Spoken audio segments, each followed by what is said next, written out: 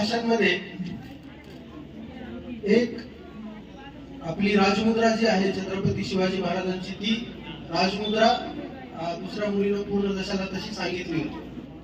त्यामधला फक्त शेवटचा भाग आहे, मी सांगतो की मुद्रा भद्राय राजते असा त्याचा शेवट आहे.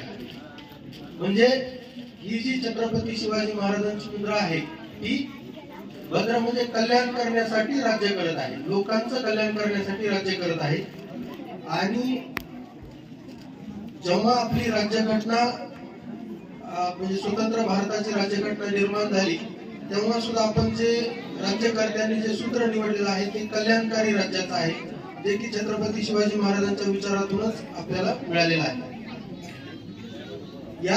हाच धागा समोर घेऊन महाराष्ट्र शासनाने संपूर्ण महाराष्ट्रामध्ये प्रत्येक महसूल मंडळ स्तरावर एक महाराजस्व अभियान, छत्रपती शिवाजी महाराजस्व अभियान राबवण्याचा निर्णय घेतलेला आहे. या अभियानाचा जो उद्देश आहे की महसूल विभागामार्फत ज्या वेगवेगळ्या योजना, ज्या वेगवेगळे उपक्रम जनकल्याणासाठी राबवले जातात त्याची माहिती सर्वसामान्य लोकांना व्हावी आणि ज्या शासनाच्या वेगवेगळ््या सेवा आहेत, सुविधा आहेत त्या थेट लोकांच्या पर्यंत, लोकांमध्ये जाऊन त्यांना द्याव्यात, या उद्देशानं हे छत्रपती शिवाजी महाराजस्व अभियान सुरू केलेलं आहे.